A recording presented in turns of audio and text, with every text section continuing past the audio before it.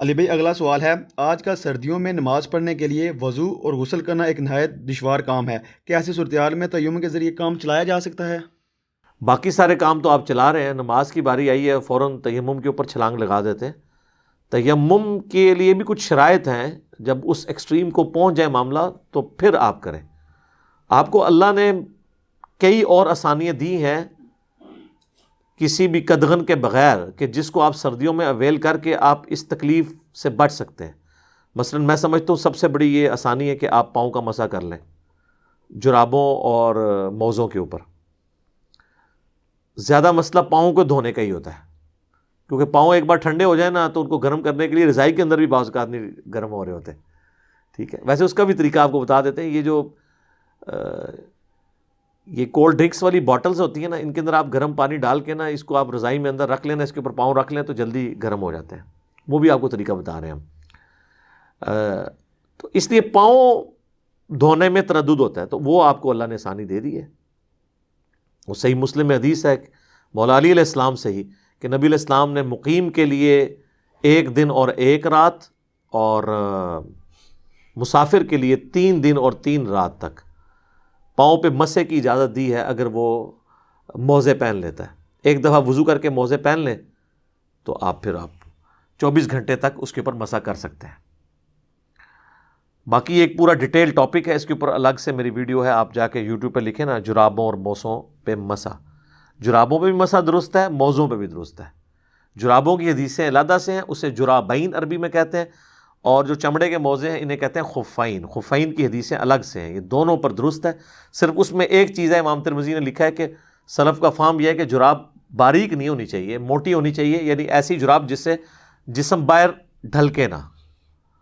تو ہماری عموماً جتنی جرابیں اس وقت ہم پہنتے ہیں نا وہ موٹی جرابیں ہی ہوتی ہیں، سوائے عورتیں جو گرمیوں میں وہ باریک جرابیں پہنتی ہیں، وہ تو کون پہنتا ہے سردیوں میں، اس کو پہنا نہ پہنا برابر، اس سے ٹھنڈ تو رکنی نہیں ہے۔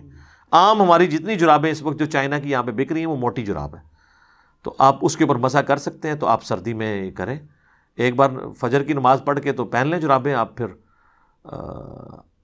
اگلی فجر پہ جا کے دوبارہ وضو کر لیں۔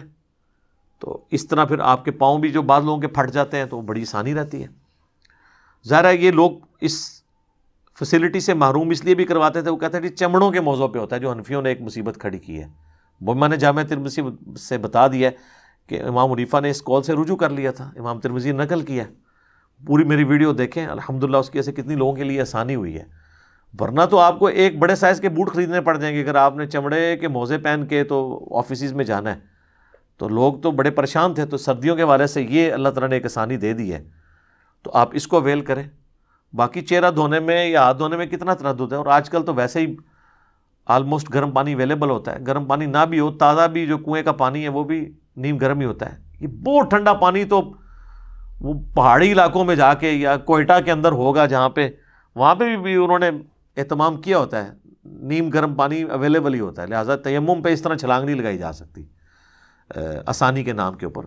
تیمم پہ وہ شخص جائے گا کہ جس بندے کو ٹھنڈے پانی کو چھونے سے مر جانے کا اندیشہ ہو، یا بیماری کی ایسی ایکسٹریم کو پہنچنے کا اندیشہ ہو کہ اس کی ریکوری ممکن نہ ہو، یا آپ ایسی جگہ پہ ہوں جہاں پہ آپ کے پاس پانی اویلیبل نہ ہو، تو وہ پھر سورۃ المائدہ میں آئے کہ آپ مٹی سے تیمم کر سکتے ہیں۔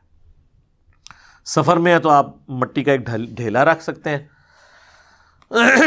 گھر میں بھی آپ مٹی کا ایک ڈھیلا رکھ لیں۔ ماربل کے اوپر نہ کریں کیونکہ وہ اجتہادی مسئلہ ہے، اصل چیز مٹی ہے، ایک ڈھیلا رکھ لیں چھوٹا سا اس پہ۔ اور یہ نہیں ہے کہ وہ اس پہ آپ نے ضروری ہے کہ اس کی گرد اس پہ فیل ہو، نہیں، بس ہاتھ رکھ لیا وہ تیمم کے لیے کافی ہو گیا۔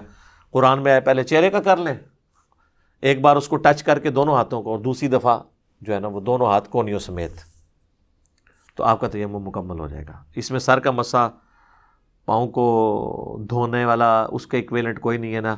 اور ایون یہ بھی آسانی ہے کہ آپ پہ اگر غسل جنابت بھی فرض ہے نا، تو آپ تیمم کا طریقہ سیم ہی ہے جو وضو والا ہے۔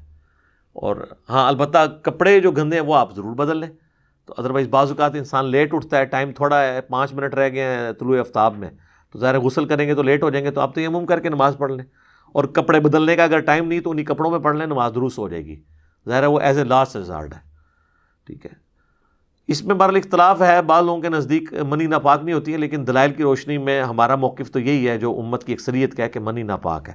امام شافعی کا یہ موقف غلط ہے، یہ الگ سے ایک ٹاپک ہے، میں صرف اشارتاً یہاں پہ ڈسکشن کر رہا ہوں۔ لیکن مجبوراً اگر کسی کا معاملہ ہے، کئی لوگ تو اکثر نماز کے لیے کہتے ہیں جی کپڑے پلید ہیں، ان کو آگے سے کہنا یہ تسی ہڈے پلید ہی رہندے ہو، یہی کہنا چاہیے ان کو۔ ویسے تو وہ ایک کامن بہانہ بنایا ہوا ہے، تو مجبوراً ہے تو اب کوئی مسئلہ نہیں۔ کئی لوگوں کو اور ایشوز ہوتے ہیں، قطروں کی بیماری بہت ایکسٹریم لیول پہ چلی جاتی ہے، بڑھاپے میں جا کے مثانے کی کمزوری کی وجہ سے وہ پیمپرز باندھتے ہیں، ڈائپرس یعنی استعمال کرتے ہیں، تو ان کے لیے ایک معاملہ ڈیفرنٹ ہے۔ ٹھیک ہے، ایک وقت میں ایک نماز اس طریقے سے وضو کر کے ہو یا تیمم کے ذریعے پڑھ لیں۔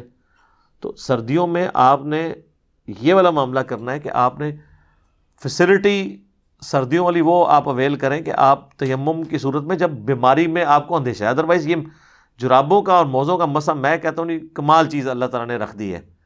آپ جو ہے نا وہ اس فیسلٹی کو اویل کریں تو آپ کو سردی فیل بھی نہیں ہوگی انشاءاللہ، کیونکہ زیادہ مسئلہ پاؤں کے ساتھ ہوتا ہے، باقی وضو کرنا آسان ہوتا ہے۔ تو تیمم پہ ڈائریکٹ چھلانگ نہیں مار سکتے، ایز اے لاسٹ ریزارٹ ہے، جب کوئی اس طرح کی سچویشن ہو، خوف کی حالت ہو، بیماری بڑھ جانے کا خوف یا ٹائم نکل جانے کا خوف، جس طرح آخری وقت میں آپ اٹھیں پھر یہ پانی نہ مل رہا ہو، پھر آپ تیمم کریں گے، ادروائز آپ کو وضو کر کے ہی نماز پڑھنی ہوگی۔ سردیوں میں آپ جو ہے نا وہ جرابوں اور موزوں کے مسے کو یوز کر لیں، یہ انشاءاللہ تعالیٰ آپ کے لیے آسانی ہوگی۔ ٹھیک ہوگی جی؟ علی بھائی اگلا سوال ہے، سخت سردیوں یا گرمیوں میں گھر میں نماز پڑھنا اور نمازوں کو جمع کرنا کہاں تک درست ہے؟ دیکھیں جی، یہ اس شخص کے لیے ہے نا کہ جو پھر دودھ پتی پینے کے لیے اور فاسٹ فوڈ کے لیے گھر سے نہ نکلتا ہو، باقی تو سارے کام جو ہیں وہ باہر جا کے ہو رہے ہیں۔ جب نماز کی باری آئے تو یہ کہنا شروع کر دیں جی سردیوں میں نکل نہیں سکتا۔ انہی لوگوں کو آپ کہنا کہ صبح کے وقت اگر آپ سردیوں میں فلاں مسجد میں نماز پڑھیں گے تو گورنمنٹ کی طرف سے فی فجر 1,00,000 روپے آپ کو دیا جائے گا، تو دیکھیں ان کی سردی کیسے ختم ہوتی ہے۔ رات کو ڈیرا لگا لیں گے، خیمہ لگا لیں گے وہاں جا کے، یہ کوئی طریقہ نہیں ہے۔ ہاں کسی کو دمے کی بیماری ہے، سانس کی بیماری ہے، بہت ایکسٹریم پہ ہے، بعض لوگوں کے ساتھ واقعی جینون ایشو ہوتا ہے، تو ان کے لیے تو پھر ظاہر ایز اے لاسٹ ریزارٹ اجازت ہے وہ گھر میں وہ نماز پڑھیں۔ چھوٹی موٹی مسئلہ نہیں ہے، جو عام چھوٹی موٹی بیماریوں میں کہتے ہیں ڈاکٹر نے منع کیا ہے، اور ڈاکٹر بھی وہ منع کرتا ہے جس نے خود نماز نہیں پڑھی ہوتی۔ جس کو اپنی آخرت کی فکر ہے وہ ڈاکٹر تو کسی کو اپنے اوپر نہیں لے لے گا کہ ڈاکٹر نے منع کر دیا ہے گھر میں پڑھ لیں، یا مسجد میں بھی جا کے پڑھیں گے جی میرے گھٹنے جو ہے نا وہ تنگ کرتے ہیں تو میں بیٹھ کے نماز پڑھوں گا۔ فرض نماز آپ بیٹھ کے نہیں پڑھیں گے، کھڑے ہو کے ہی پڑھیں گے۔ اگر آپ کو گھٹنے فولڈ کرنے میں ایشو ہے تو کھڑے ہو کے پوری نماز پڑھ لیں، فرض نماز۔ یہی لوگ پالیٹکس کے اوپر ڈسکشن کرتے ہیں مسجد کے دروازے پہ آدھا گھنٹہ، اور مسجد میں جا کے بیٹھ جاتے ہیں، نہیں جی وہ تھک جاتے ہیں۔ نہیں، کس کو دھوکہ دے رہے ہیں آپ؟ فولڈ کرنے کا ایشو ہے نا، تو کھڑے ہونے میں تو فولڈ کا ایشو نہیں، آپ کھڑے ہو کے پوری نماز پڑھ لیں، قیام کو نہیں آپ چھوڑ سکتے۔ تو گھر میں آپ نماز پڑھیں گے جب ایکسٹریم چیز ہو وہ ٹھیک ہے، حدیث موجود ہے صحیح بخاری اور مسلم دونوں میں کہ نبی صلی اللہ علیہ وآلہ وسلم سخت سردیوں میں اور بارش کے موسم میں ہمیں حکم دیتے تھے کہ ہم گھروں میں نماز پڑھ لیں۔ ایون صحیح بخاری میں آتا ہے کہ نبی علیہ السلام اذان میں یہ الفاظ ایڈ کروا دیتے تھے، صلو فی الرحال، اپنے گھروں ہی میں نماز پڑھ لو۔ حتیٰ کہ بخاری میں آتا ہے، ابن عباس کہتے ہیں جمعے کا دن تھا، جمعے سے زیادہ تو تاکید کسی نماز کی نہیں ہے نا۔ تو آپ علیہ السلام نے کہا مؤذن سے کہ تم نا اناؤنسمنٹ کر دو کہ گھروں ہی میں نماز پڑھ لو۔ تو گھر میں ظاہر زور کی نماز پھر جمعے کے ایکویلنٹ پڑھی جائے گی۔ تو اس میں الفاظ ہیں بارش میں اور سخت سردیوں میں۔ بارش میں اس لیے کہ کیچڑ ہوتا ہے، آج کل بارش میں اتنا ایشو نہیں ہوتا، پکی جگہ ہیں، چھتری لے کے نکل سکتے ہیں، گاڑی میں نکل سکتے ہیں، اگر آپ باقی کاموں کے لیے نکلے ہیں تو اس کے لیے بھی نکل سکتے ہیں، لیکن فیسلٹی پھر بھی میں آپ سے چھین نہیں سکتا، شریعت بدل نہیں سکتی، فتویٰ نہیں آپ پہ لگاؤں گا۔ اگر آپ پھر بھی گھر میں نماز پڑھ لیتے ہیں، بخاری مسلم میں حدیث ہے، اتبان بن مالک ایک صحابی حضور کے پاس حاضر ہوئے، یا رسول اللہ آپ کو پتہ ہے مدینے میں ندی نالے بھی بہتے ہیں، بارش کے موسم میں بعض اوقات پہنچنا مشکل ہو جاتا ہے، تو آپ میرے گھر تشریف لے آئیں، میرے گھر کے کونے میں آپ نماز پڑھ لیں، میں اس کو اپنی سجدہ گاہ بنا لوں گا، نبی کی ایک بابرکت جگہ۔ تو حضور علیہ السلام پھر ایک دن ان کے گھر تشریف لے گئے، اور جب محلے والوں کو پتہ چلا، وہ بھی محلے میں والے لوگ بھی اکٹھے ہو گئے، کوئی حلوہ پکا کے لے آیا، کوئی چیز کہ حضور علیہ السلام ہمارے محلے میں آئے۔ پھر آپ نے فرمایا بتاؤ کدھر نماز پڑھنی، ان کا ادھر پڑھ دیں۔ تو انہوں نے وہ مسجد بعید بنا لی اپنے گھر میں، لیکن کب؟ جب موسم خراب ہوتا تھا، جب نکلنا محال ہو جاتا تھا۔ تو وہ آپ ٹھیک ہے گھر میں ایک جگہ مختص کر لیں, ایک لکڑی کا جانواز بنوا کے رکھ لیں تاکہ پلید ہونے والا چکر نہ ہو, یا الگ سے کوئی ایک کونا مختص کر لیں گھر کے لیے جہاں پہ گھر کی عورتیں, چونکہ عورتوں پہ تو جماعت نہیں ہے, بچوں پہ بھی نہیں ہے, وہ گھر میں نماز پڑھ سکتے ہیں, تو آپ بھی کبھی کبھار پڑھ لیں. اور سردیوں میں نمازوں کو جمع بھی آپ کر سکتے ہیں اگر آپ کے لیے تردد ہے, خصوصاً وہ عورتیں جو بچوں کی دیکھ بھال کر رہی ہیں ان کے لیے تو مشکل ہے, وہ تو میرے علیحدہ سے کلپ ریکارڈڈ موجود ہیں, نمازوں کو جمع کرنا وہ آپ دیکھ سکتے ہیں. ایون صرف فرض پڑھیں وہ کافی ہے, عام لوگ بھی خالی فرض بھی پڑھ لیں تو کافی ہے. کیا صرف نماز فرض پڑھ لینا اس کے کافی ہے؟ انہوں نے تو آپ کو عشاء کی 17 رکعتیں بتائی ہیں, دن رات میں ٹوٹل 17 رکھتے ہیں 24 گھنٹے میں, 2 فجر 4 ظہر 4 عصر 3 مغرب 4 عشاء. اس کے دلائل میں بھی میری کئی ایک ویڈیو ریکارڈنگز موجود ہیں, وہ آپ دیکھ سکتے ہیں. باقی نمازیں آپ جمع کریں. مسلم شریف میں اوپر تلے احادیث ہیں 10 1629 سے لے کے آنورڈ.